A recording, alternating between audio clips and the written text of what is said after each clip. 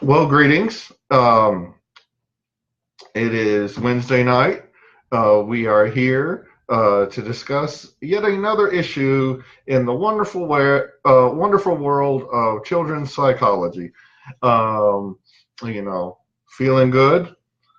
It's alarming how charming I feel. I feel pretty, and it's hard to believe I'm here.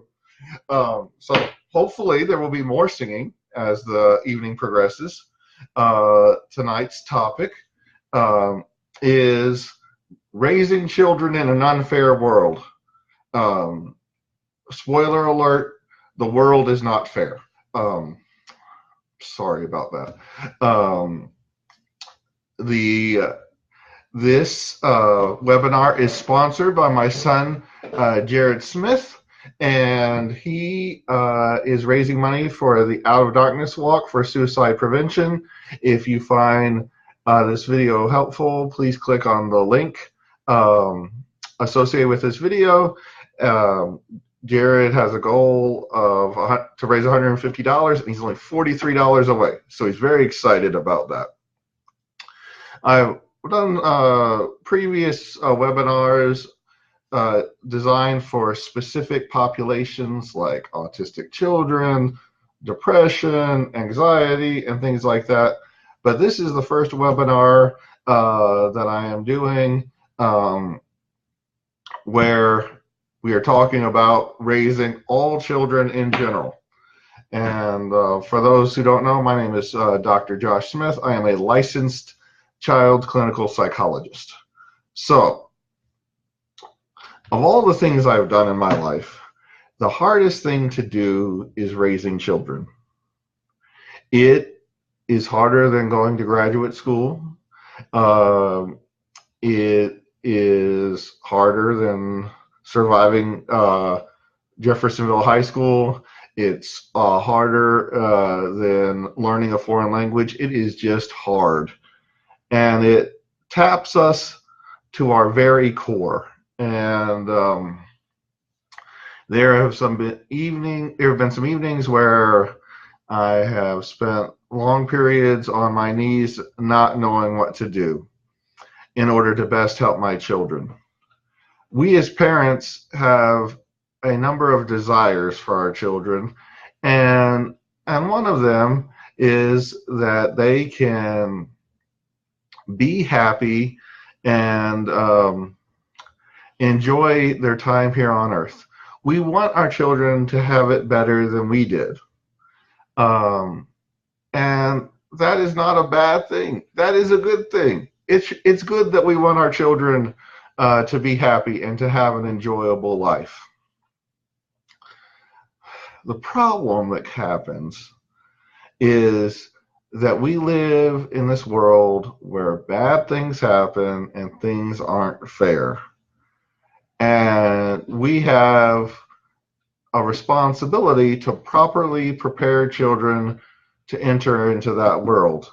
Because one of our responsibilities as parents is to make sure that the children learn the necessary skills to survive in this world. There's several fun expressions that my father used to say growing up, and one of those would be, you can argue against gravity all you want, but you're still going to hit your butt when you fall down. And he would say this many times when my brothers and I were complaining due to the lack of fairness in this world. And we can control a lot of things that happen to our children in our own individual homes. And we can do, if we want to, set it up so that things are pretty evenly fair, as it requires a lot of effort, but it can be done. The problem is they leave the house from time to time to go to school and interact with other humans, and then they have to deal with a lack of fairness. And if they aren't exposed to conditions of lack of fairness and the proper skills to deal with that, then they are not going to be prepared.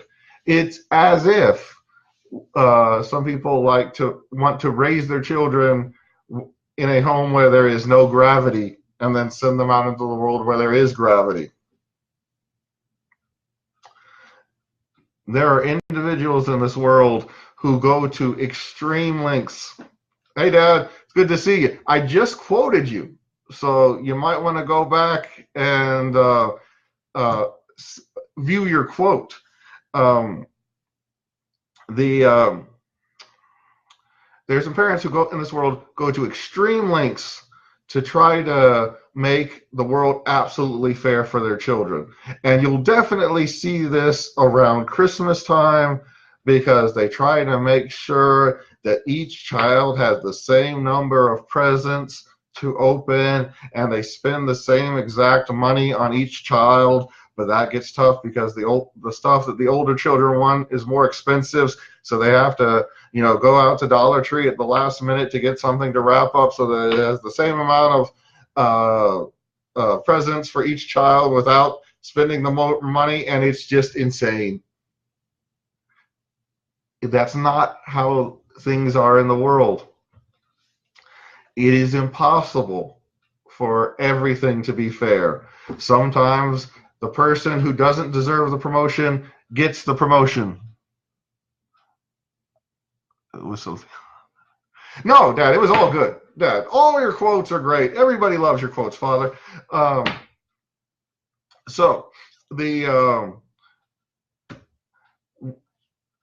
We actually do better for our children by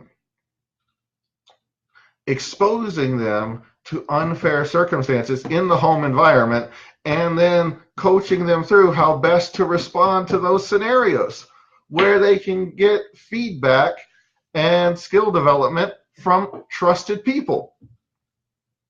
Because it's going to hit them like a slap in the face if they've gone through 18 years of being treated absolutely fairly and then go out into the world and have their first brush of lack of fairness. Now, we're going to learn 2 key concepts today. These are very exciting. You'll be able to sound smart to all of your friends on understanding these concepts. And so, are you ready? Emotionally prepare yourselves. We're going to talk about the difference between internal locus of control and external locus of control. Okay? See, it sounds smart, doesn't it?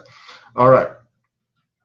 Internal locus of control means that I have the ability to affect everything that is around me through my own actions.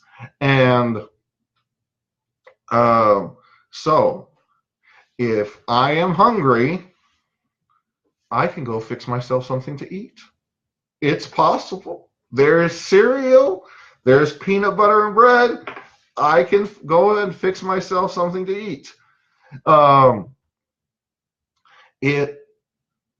If I am bored, I can generate an idea of something that I would like to do to entertain myself. This is one of my biggest pet peeves in therapy, especially this time of year.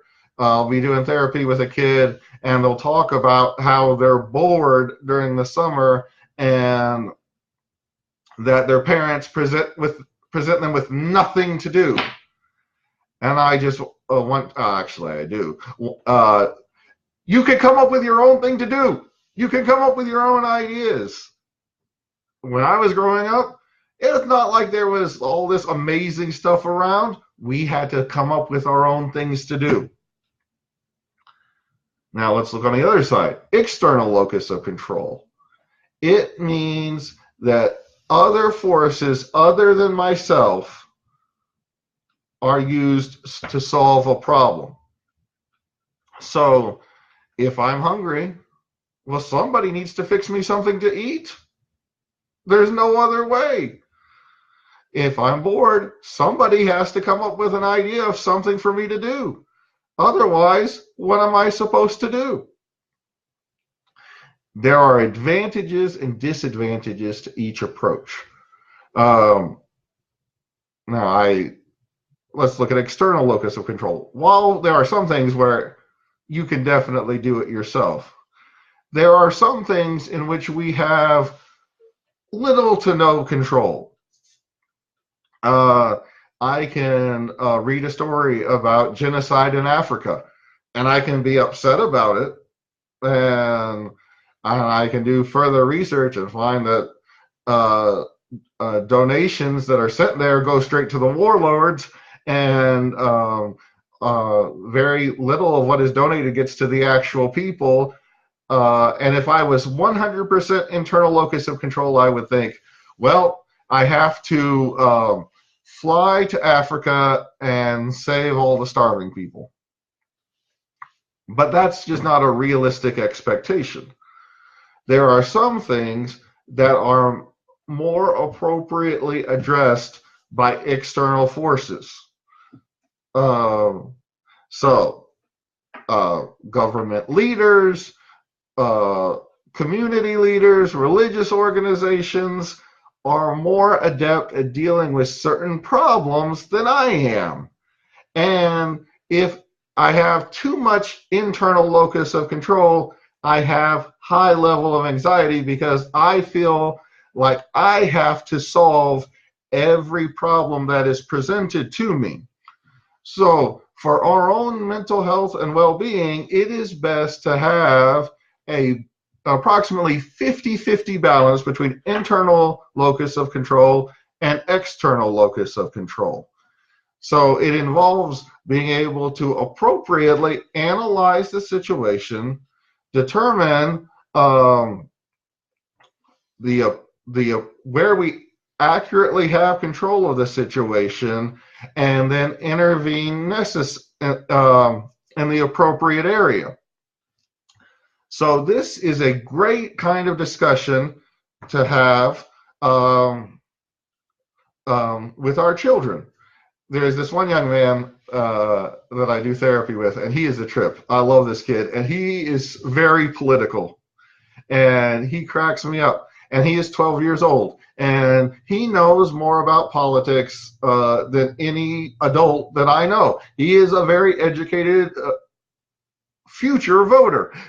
He knows not only about national news, he knows the state leaders. He knows, love you, Brother Conley. He knows the local leaders. He knows the members of the school board. He just knows his politics. And he laments with me sometimes in therapy about his inability to have more control over the problems that he sees in his community and in the country. And he really thinks it's unfair that he can't vote until he's 18. And so we talked about how it is unlikely that they will be extending the voting age to 12 anytime soon. And so we've talked about different things that he can do, and he is actually looking into spending his summers and breaks from school volunteering in the headquarters of political candidates that he likes. Because while he can't vote, he can stuff envelopes and he can send out text messages and do whatever they need at the campaign office and learn a good skill. This is how you appropriately analyze the situation. In the Bible, it talks about why do you kick against the pricks?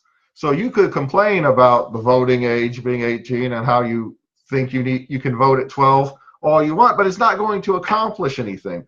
What can you control, and how can you effectively evaluate that? There are certain situations where we have very little control, and it's frustrating. There are one of my things that I have to deal with is insurance companies, and the practices that they engage in. I don't like some of the things they do, but I am currently not the head of Anthem or Humana. Uh, and so my influence is limited. I write letters. I join. Hello, Roger White. It's great to see you. I write letters. I am a part of several psychology action groups, and that is where my intervention lies. And so having these conversations with our children where they analyze situations for their influence and helping them analyze them appropriately is one of the ways that we deal with fairness. And also, it helps us make sure that they are having an appropriate balance of internal versus external locus of control. Now, as always, if anybody has questions as we go along, feel free to comment on those. Also, forgot to mention this earlier, this webinar will be posted to Facebook, and then I'll have the link to YouTube on it for tomorrow. For anybody who doesn't have Facebook, you can send it out that way. And also feel free to share this webinar with anyone that you would like.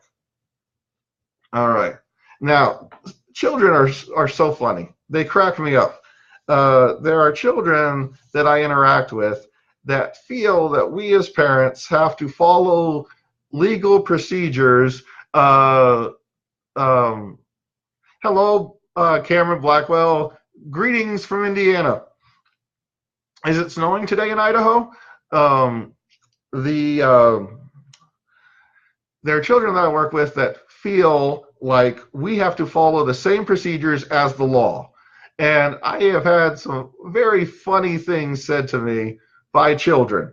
For example, I had one child say to me, "Well, Dr. Josh, you're not giving me my habeas corpus." And I was like, habeas corpus? You don't even know what that means. And they're like, "It means due process, Dr. Josh." So that cracked me up. One of my favorite experiences that I had as a father is that one at a time, my child was mad at me, and I was sending him off to bed, and he's like, "I'm going to call all your patients tomorrow and tell them that you're a fraud." Like, well, that's not a good idea, because then we'll have no money, and then it'll stink for all of us. And then he turned around in a huff and went upstairs.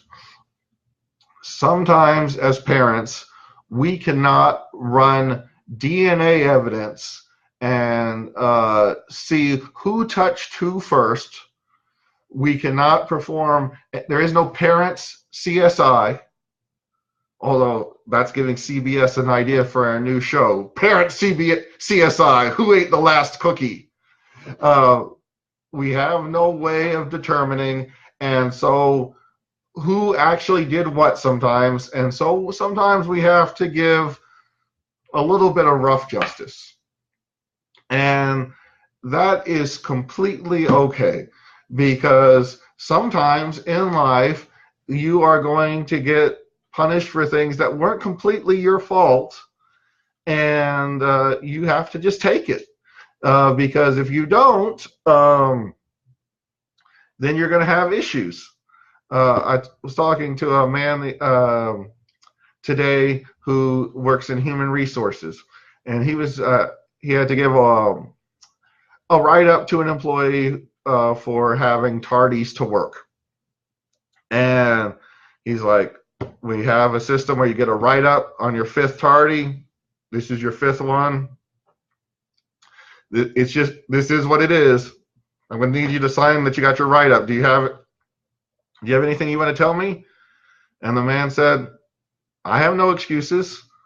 I have 5 tardies. You're absolutely right. Where do I sign?" And sometimes that's the exact right way to go, to accept responsibility for what you did and to not make excuses. Sometimes in talking with children, they feel like they are constantly on Judge Judy, and when you tell them something, they feel like they have the right and necessity to dispute everything that is said right when it goes on. And this is not a trial. Nobody's presenting witnesses. A decision is made and a consequence is given. That's how it works.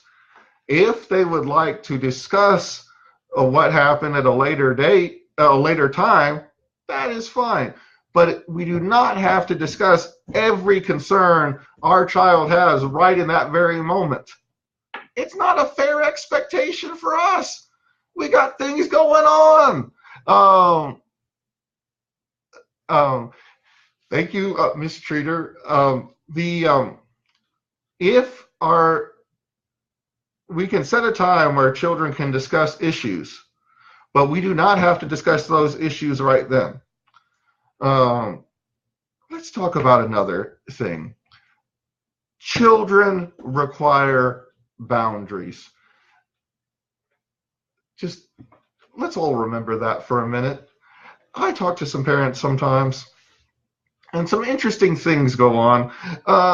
There's this one family I know where the child enjoys playing video games at night so that they can be left alone without human interaction, and then sleep all day.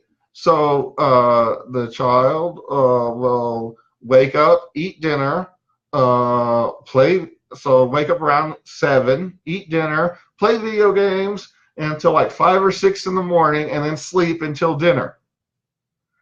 That's not appropriate.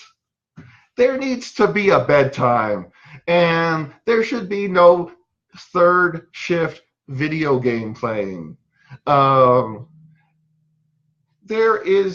Children need boundaries, and also while we're here, children need chores. Some children will say that parents are using children just to get things done, and that they only had children so that they could have slaves. That is ridiculous. I am aware of the chore systems in a large number of families. Believe me, kids do not have to do too many chores. There is hey, now let me ask you a question while you're here. This is my son Andrew. Minecraft. Okay, we're talking about chores. Chores. What chores do you have to do? Lots of times. Lots of things? Lots. Okay, do you feel like you have to do too many chores? I feel like sometimes I get overwhelmed with all the chores. Mm-hmm. Well, you know when you're going to get overwhelmed with a lot of chores? When you're a dad. Chores are good. Go to bed. Good night. I love you.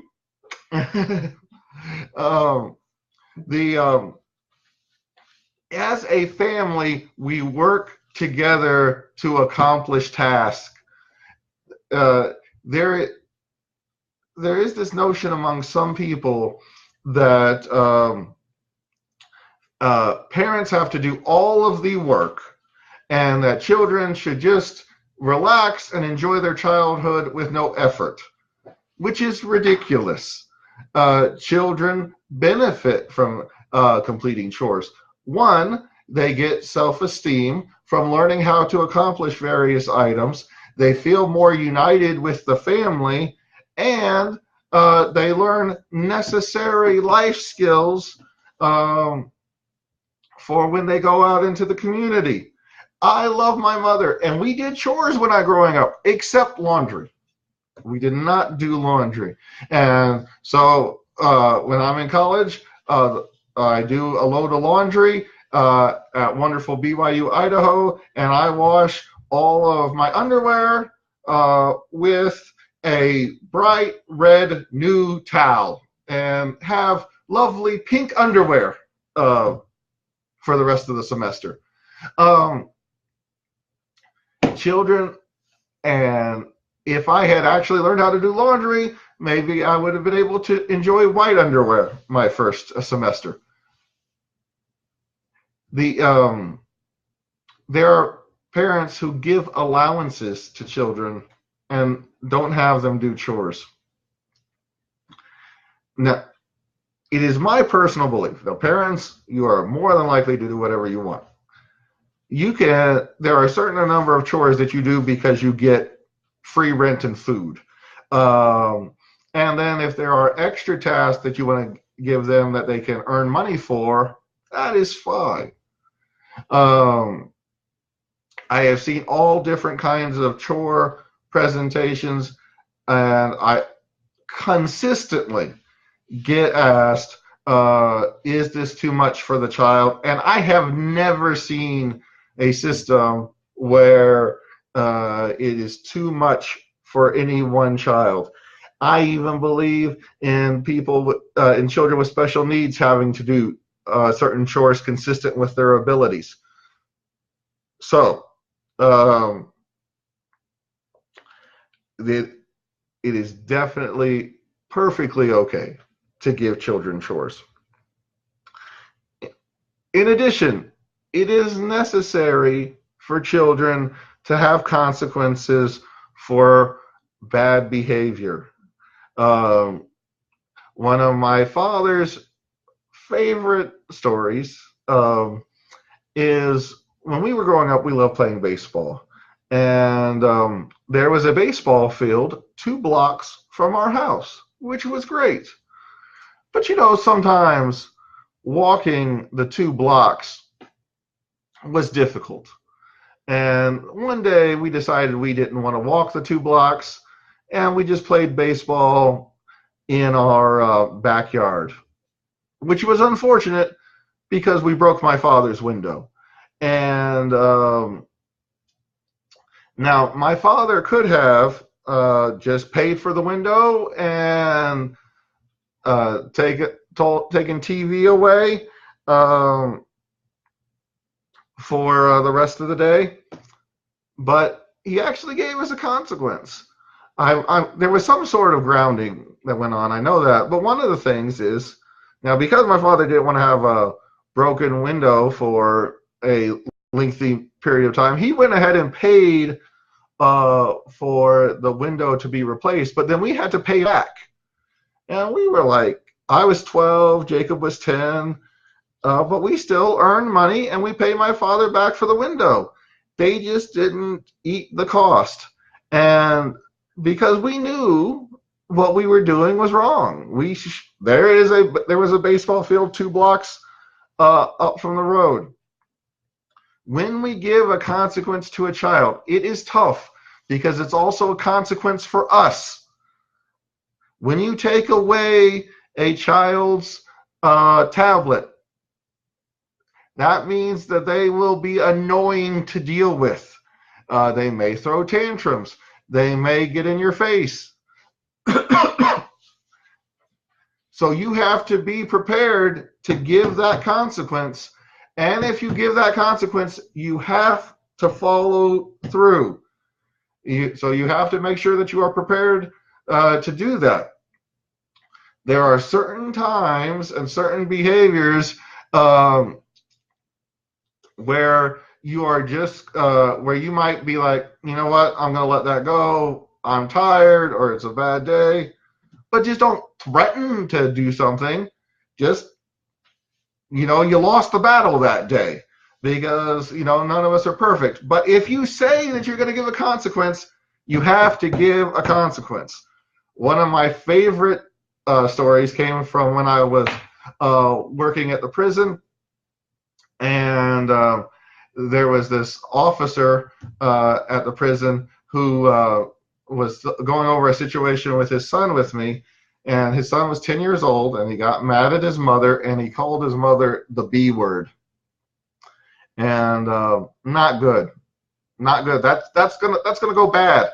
And so what he did, and they lived on a large piece of property in LaGrange, and so he went out to the backyard and he said to his son, son, I'm not happy with what you just called your mother. As a consequence, I want you to take that rick of firewood and I want you to move it from the corner of our lot and then move it to the other corner. And so the son kind of rolls his eyes, but he goes and does it. And the dad just is sitting on the porch drinking lemonade, watching his son carrying the firewood. And, a while later, the son comes back and says, "All right, Dad, I moved the firewood." And then the dad looks at the son and says, "That's good news, son. I changed my mind. I want it back where you had it at first. Go move it back."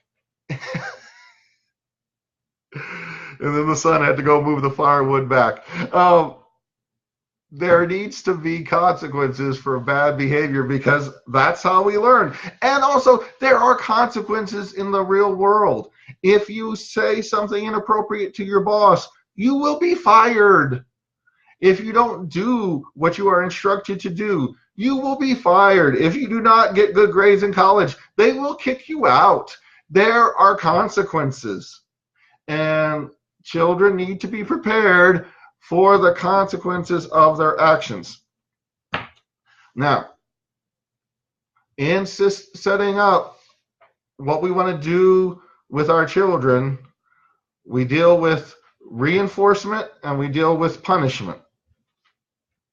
There can be sometimes where we are going to reinforce children for good behavior.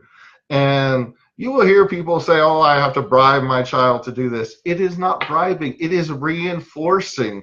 And the world lives on reinforcement. There are people who make good money living on commission. There are places that I have worked where I have gotten a bonus for reaching a certain level, number of therapeutic hours. This is fine. I really enjoy my job. But if money didn't come in, I wouldn't like it so much. So with whoever you are raising this child with, you can decide what behaviors you're going to reinforce and what behaviors going to punish, and you can set them up ahead of time. One of the things that I like to do is, because when a child has done something bad, and I sometimes get a little frustrated, and in the heat of the moment, I might give a consequence that is a little more strict than I intended. But now I've said it, so I have to follow through.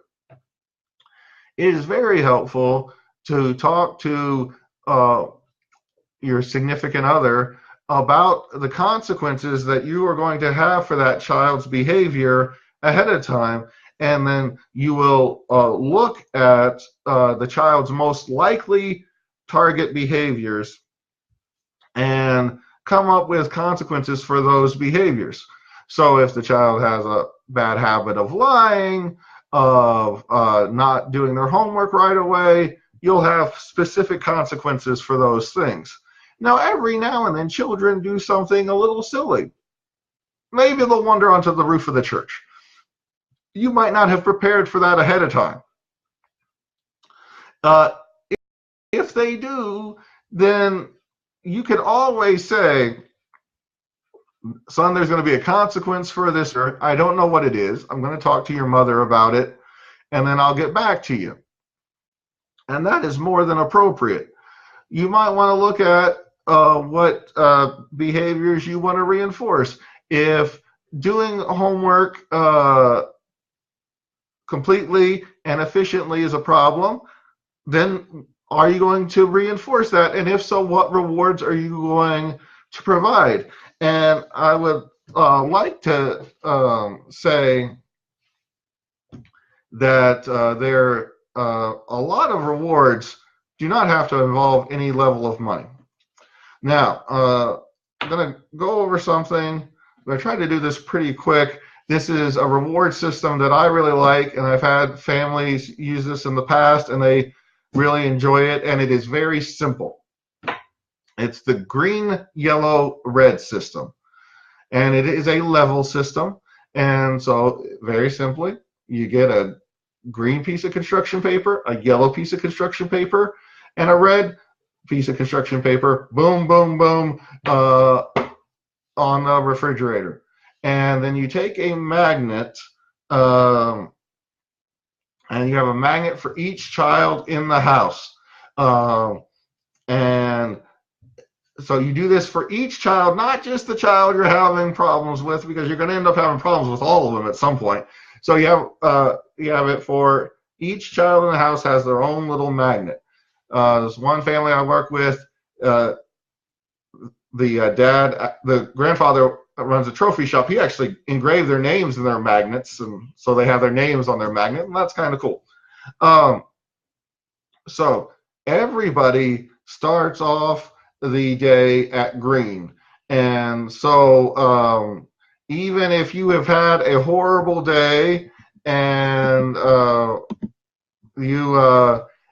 day before and everything was bad, you'll start off the day new at green. Now, if during the day you start showing problem behaviors, you'll get a warning. And then if you continue, you go down to yellow. You'll be at yellow, and if you continue showing problem behaviors, you'll get another warning, and then you'll go down to red. If you want to go back up to green, what you do, you have to do one chore to go from red to yellow, and then you have to go to another chore to get back up to green. So 2 chores to go from red to green, and then 1 chore to just go up 1 level. And this is in addition to regularly planned chores. Now, at a certain part of the day, you have settle up time. And I like it when it's about a half hour before bed. Now, I have different families do different things. Families with young children will have a bowl with some light snacks in Ziploc bags, and they can pull that out. Other families, they get slips of paper, and they'll write in on there basically coupons, like 1 free Polar Pop. You can stay up 15 minutes late. You can have a friend over, things like that. And you want to have maybe 1 or 2 big items so that it's kind of like a lottery system, so they get excited about it, like that there's a possibility that they could get one of the big ones. And if they end the day on green, they get 2 of the rewards from the bowl. If they end the day on yellow, they get 1. And if they end the day on red, they get 0. And I have had some families, the families that have done this have really enjoyed it, and they've done their own variations on it. I've had some kids where they were like tired at the end of the day, and they were like, you know what, I'm tired. I don't want to do any chores. I'm on red. I'm going to stay on red, and I'm fine. And then some have turned their days around in a hurry and gotten back on green. One of the advantages that I like about this plan is it takes away some of the coming up with consequences, especially for minor behavior, very easily, because you may even give some more significant consequence for severe behavior, but it has its set up system for you. You don't have to think of anything. So last main topic for tonight. There are some children that I work with that have what I call a heightened sense of justice, which means that they feel that if they are treated unfairly in any way at any time, then they have license to just go off and do whatever they want. Now, they can do whatever they want anytime, but if you could have been the perfect parent all day, but if you made one mistake, then that gives them license to just go crazy. These can be hard children to deal with, and it's very important to resist the pressure to feel like you have to do mistake-free parenting. When the children who display this show their what it comes across as is a tantrum. The best way to respond to this is what I call planned ignoring. And the universe has provided us a great way to handle planned ignoring, and that is our smartphones. They are great because you can look casually down at your smartphone and look completely uninterested in what the child is doing, but still keep an eye open up for what the child is doing, just so that they aren't hurting themselves or other people. My wife has noticed certain times where I'm on Facebook a lot during the day. It's because I'm doing a lot of planned ignoring. Because I am not going to attend to a tantrum. If you want to discuss a concern, we will discuss a concern at the appropriate time. But I am not going to respond to a tantrum. I don't care who you are, because it's not appropriate in this world. I have never gotten a raise for throwing a tantrum. I mean, I don't know if I do my tantrums wrong, but that's just hasn't been my experience. All of us have a certain level of ability to withstand tantrums. And I believe one of the talents that God has given me is the ability to just listen to a tantrum and just be like, da da da da da da da da da da. Some people just they can't last 5 minutes listening to a tantrum. So you got to know who you are as a person and what you can handle. And it is perfectly okay to do tag teaming with your significant other in dealing with a tantrum. If you've reached your limit and that's all you can do, you tag the other one in, and you go to Target, maybe find a nice Star Wars T-shirt, and life is good.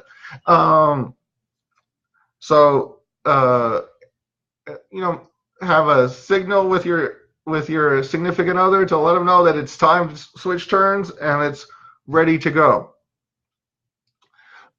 The other key thing, and this goes back to something that I've talked about in a previous webinar that is important to remember, is that when a child is throwing a tantrum, less is more. You are not going to convince a child going through a tantrum that they were in the wrong, and you are not going to make some emotional plea that is going to change their mind on the situation. You have made a request of the child. You communicate that request. Then you say nothing. And then after 3 or 4 minutes, you repeat the request. And then you say nothing. And then you wait another 3 or 4 minutes, and then you repeat the request.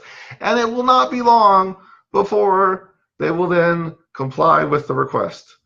And then once they have completed that request, then you have them do any behavior that is necessary to make up for the tantrum that they displayed. So that can either be apologizing to other people in the room, that can be if they threw anything, cleaning it up, or whatever else is required.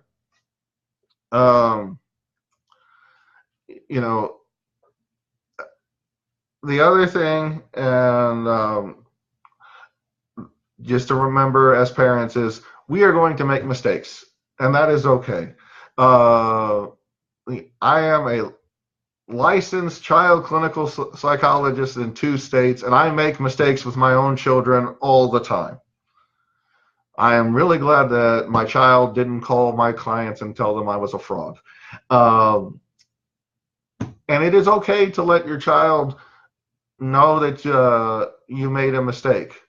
But that can occur once the situation is over and we are in a calm place, and each individual, both the child and the parent, talking about how they could have improved the situation. And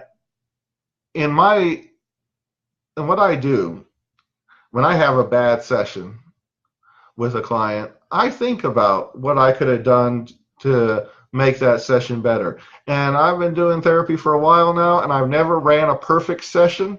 There's always things that I can do better. Now there's been some sessions that have gone really badly, and there's sessions where I've made mistakes. But it does not completely take away from the child's role in causing that problem. Even if I did make a mistake, that does not mean that I gave the child license to choke me or hit me in the face. I mean, they've done it. It just doesn't mean that they have license to do that. If you have any questions about what we've talked about today, feel free to comment. You can comment later, and I will get back to that. If you want to send me a private message with a question, that'd be just fine.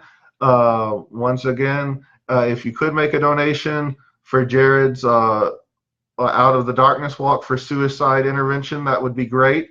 And the link is associated with this video. Please share this video with anybody that you would feel like would benefit from this instruction. And like I said, I will have this posted on YouTube with the link for you all tomorrow. Hope you all have a great evening, and I will talk to you later.